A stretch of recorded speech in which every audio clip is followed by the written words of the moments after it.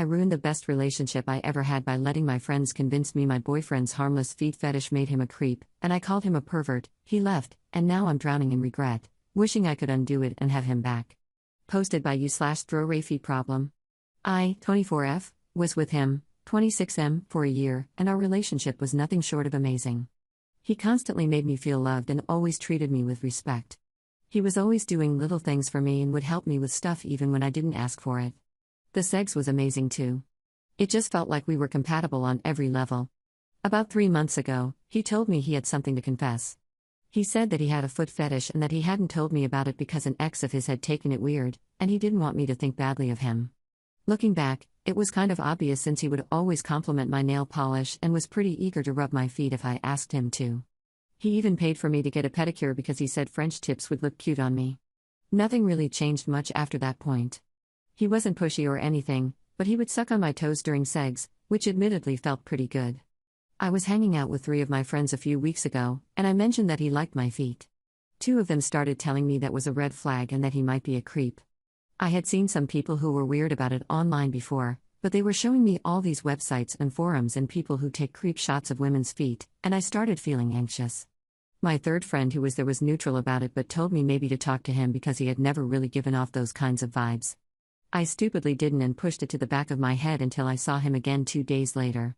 We were at my apartment and were messing around. He started to kiss my feet, and I pulled back from him. He asked me what was wrong, and I spent like 10 minutes just repeating what my friends had told me and about how people who like feet are weird and don't care about anything else. He looked really sad and told me he didn't know I felt like that about him. He got up and left. I don't know why I said any of that stupid crap to him. He had never been creepy, he had never been anything but loving to me, but I called him a pervert. And then I immediately turned to my friends, and they were telling me that he was confirmed one of those creepy feet guys because he left instead of talking to me and apologizing. My neutral friend again told me to talk to him, but I spent 2 days thinking to myself that there must be something wrong with him. He didn't contact me again, so I texted him, "We need to talk about our relationship." He texted back he would come over that night, and he did. He was holding a box of my stuff I had left at his place and said, "I'm not going to stay with someone who thinks I'm a predator." Then he just walked away. I was stunned and didn't say anything, but that quickly turned to anger. I just thought, they were right, he's a creep, I'm glad he's gone. I turned to my friends again, and the 2 told me they'd help me get over him and hook me up with someone normal.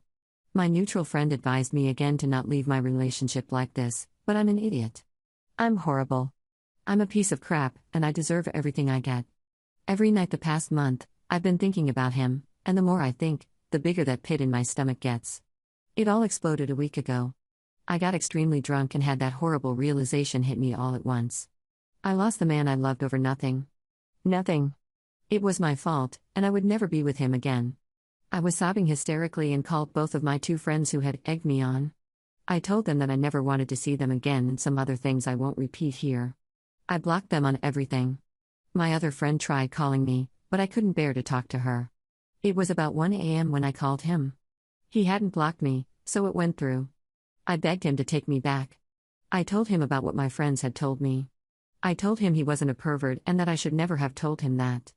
I told him I loved him more than anything and that I trusted him, that he could do whatever he wanted with any part of my body, and that I would never think he was some kind of creep because I know he isn't like that. He cut me off eventually. He told me that if I was drinking to please stop and go to sleep. He sounded so sad, and it just shattered my heart again. He tried calling me earlier tonight, but I didn't pick up. I'm so scared that he's going to tell me to just screw off and leave him alone. I know I would deserve it. I know I deserve worse. But I can't do it. I love him so much. I need him. I just want him to hold me again and touch me wherever he wants and tell me that he forgives me. I feel like throwing up whenever I think that he might never be with me again. I wish I wasn't such a stupid idiot. Top/relevant comments. Commenter. You are too easily swayed by people. You are the red flag. He literally gave you foot rubs and paid for your pedicures, Lamau. You lost out big time. Commenter 2. That poor guy. He trusted you with a vulnerable part of himself. This is just a horrific way to treat someone. I'm finding it really hard to summon any empathy, which is pretty rare for me. Just awful. A case study in what not to do when a partner trusts you with a kink. Jesus. Commenter 3. You're an idiot without a mind of your own. Did it ever occur to you that perhaps your friends aren't life gurus who know everything, or, furthermore, may even be jealous of you? Also, why would you not want your man to be attracted to and worship every part of your body? There are so many lonely people who would cherish a connection like this, while dimwits are out here destroying relationships for nothing. Leave him for someone who deserves him. Op adds an edit to her post. I texted him that I would call him back tomorrow if he still wants to talk. He replied that that would be fine. Also, about my friends, I'm going to try to talk to all 3 of them. I'm still going to cut off the 2 that pushed me to this because the more I think about it, the more I remember little details that make it seem like they've never really liked my ex. My other friend, I'm going to try calling tomorrow. I really need to apologize to her too. I realize that even if there was pressure on me, this is 100% my fault. I should have taken the time to recognize that my ex was nothing like they were making him out to be. And I shouldn't have discussed his fetish with them. Although I never really discussed the sexual part of it and just told them that he thought my feet were cute, I should never have talked about it. I'm going to tell him all of this when we talk. Op adds a second edit to her post. I texted him again, asking if he'd be okay meeting up in person rather than talking over the phone. I would rather see him face to face and apologize directly to him, rather than over the phone. He replied that he was fine with that, so I'll be heading over to meet him around noon. Let me preface this next part by saying I know none of this absolves me at all for what I've done, but I want to give some context to this situation. I've been together with those 3 friends of mine since high school. We have always been very close, and I've trusted them with a lot of intimate details about my life. We all helped each other through bad times and enjoyed a lot of good times too. They were also my first really close friends. In grade school and early high school, I kept a lot to myself and didn't interact very much with other kids.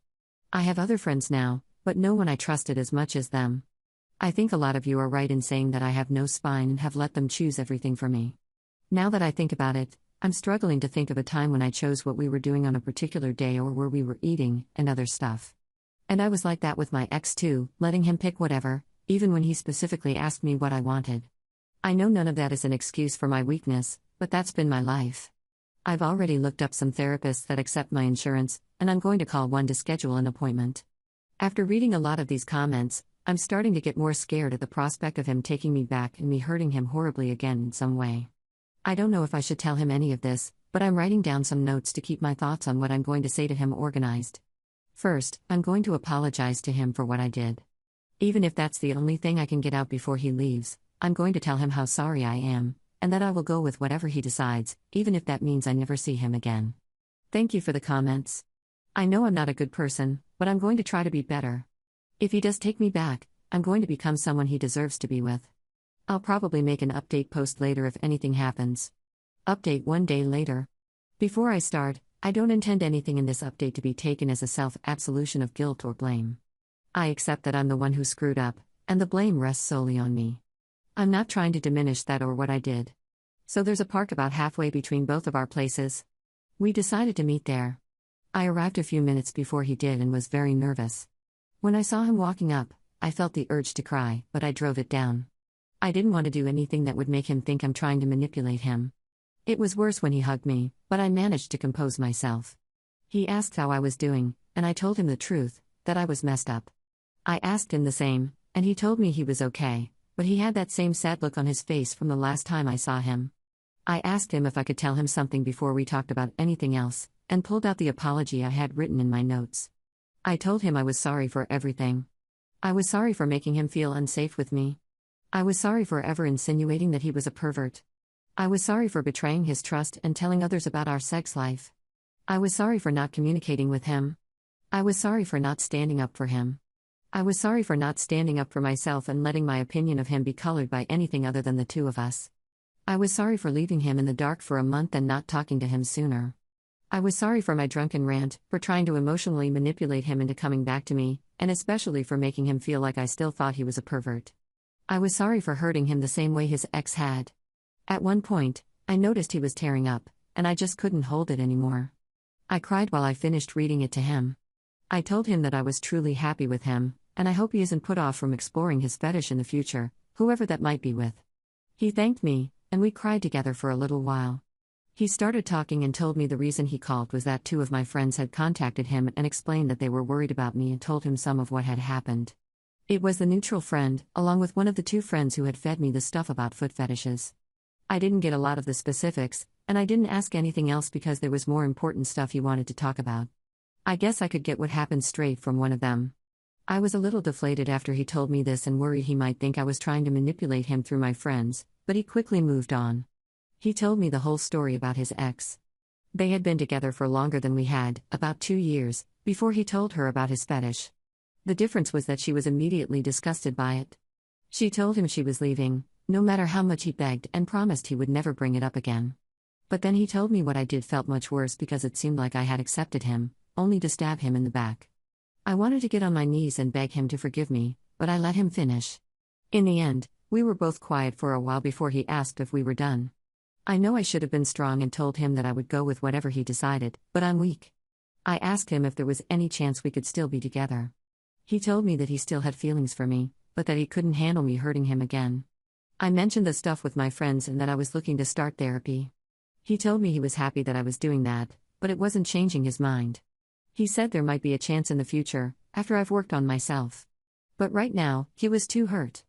I get the feeling that he was just saying that so I wouldn't be hurt. We hugged again and said goodbye.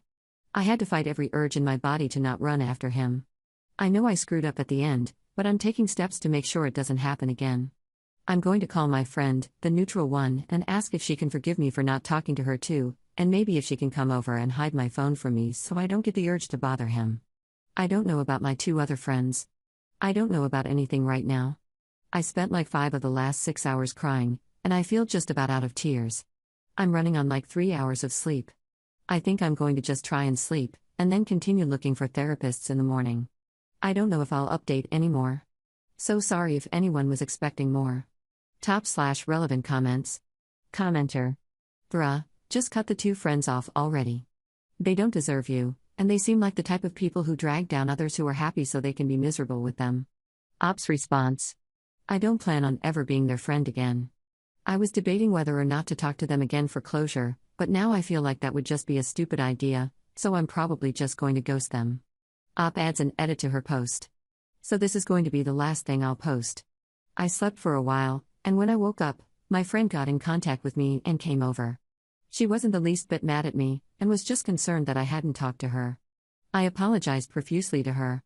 I really don't deserve her kindness, but it honestly felt good after everything today. To the people who messaged me with concern, thank you, and I think I'll be fine. I'm still going to go to therapy to work on my problems and make sure I never do something like this to someone I love ever again. I'm probably never posting on this account again. I had some people messaging me some weird crap and claiming to be people in my life. So if you ever see someone try and make an update for this story, it ain't actually me. The only person in my circle that actually uses Reddit is my friend that's with me now. I showed her this, and she's assured me she won't post about it. Good night.